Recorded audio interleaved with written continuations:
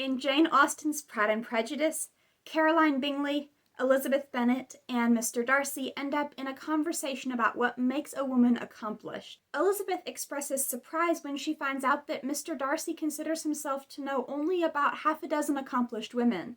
However, when she hears what his and Caroline's standards are, she's now shocked that he knows any at all. So let's talk about their standards. No one can ever be really esteemed accomplished who does not greatly surpass what is usually met with. A woman must have a thorough knowledge of music, singing, drawing, dancing, and the modern languages to deserve the word. And besides all this, she must possess a certain something in her air and manner of walking, the tone of her voice, her address and expressions, or the word will be but half deserved. Darcy agrees with Caroline and adds this to it. All this she must possess, and to all this she must yet add something more substantial, in the improvement of her mind by extensive reading.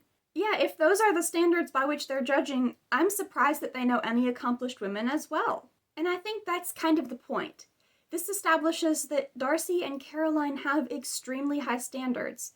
Very few women, or people regardless of gender, could have such high levels of accomplishment in all of these different fields, ranging from art to foreign languages to reading to general gracefulness and elegance. To me, as a modern person, it seems like somewhat of a superficial list, maybe aside from Darcy's final point about improving the mind through reading. A lot of the things that they consider important would have been highly valued in an upper-class woman of the time period, and are still worthwhile. I mean, I have nothing against singing and dancing and drawing and things like that, but they're not considered to be essential life skills. They're things that someone might or might not take an interest in or have talent with, and, it's fine either way. But they certainly are things that would have been considered appropriate and even expected for a woman of the time to have an interest in and seek to be accomplished in. What I think is interesting to note is that none of Jane Austen's protagonists are accomplished by Caroline and Darcy's standards. Some come closer than others. For instance, Emma Woodhouse is noted to have a lot of artistic talents. She's a good dancer. She plays the piano well, although not as well as Jane Fairfax. She's good at drawing, and her drawing of Harriet plays an important role in the plot. However, Mr. Knightley also says that she's been meaning to read more since she was 14 and has never gotten around to it.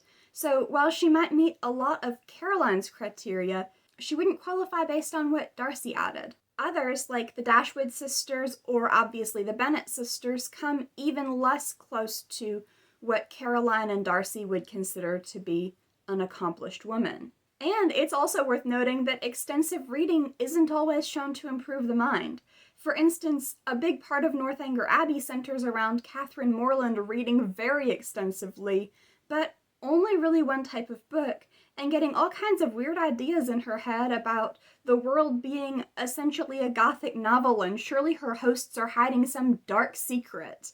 Not to condemn reading for pleasure at all, but the kind of extensive reading that she does and the way that she lets her imagination run away with it, I would say that actually ends up causing her problems. Another thing that this interaction does is set Jane and Elizabeth up as underdog protagonists. Obviously, this is a novel about romance and marriage, and so with Jane and Elizabeth being the main characters, it's obvious that they need to marry well, both based on the book's genre and based on the fact that their father's estate is entailed and they basically have to marry well in order to make sure that they're provided for. It's already clear by this point that Jane and Mr. Bingley are one of the novel's main couples, and I don't know how it would have been seen at the time, but any modern reader for sure is going to go into it knowing about Elizabeth and Mr. Darcy.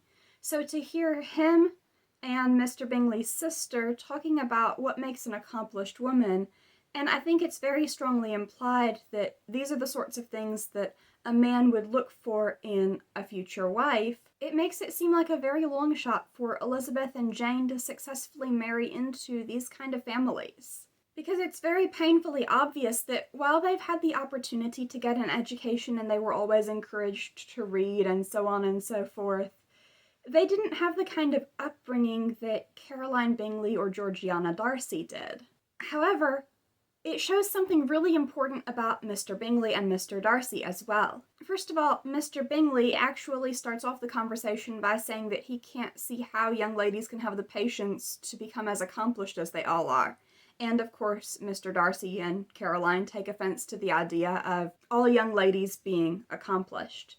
But this kind of shows that he doesn't have such unrealistic standards. He's pretty much impressed by whatever the young ladies around him are able to do, and is not going down this kind of checklist to make sure that she's sufficiently accomplished. So it seems like his connection with Jane and the interest that he's shown in her, he's not judging her for the fact that she didn't have the kind of education and upbringing that his sisters did.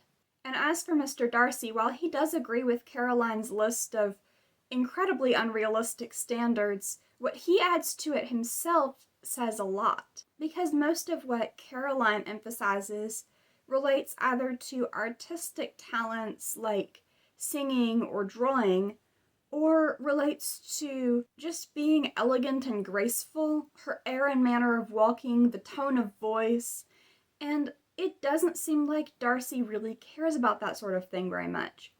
What he adds is that she must add something more substantial, the improvement of the mind by extensive reading. Now, while Elizabeth claims that she is not a great reader and takes pleasure in many things, not just in books, it is clear that she has read extensively, that of her sisters, she is one of the ones who's devoted more time and effort to her education, and that she does have a very intelligent mind and is Mr. Darcy's intellectual equal.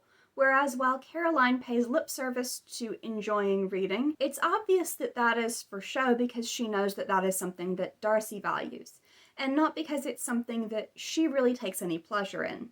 So this is an early sign that while Elizabeth and Mr. Darcy at this point don't seem to like each other very much, they actually are very compatible when you get down to the things that really matter to them.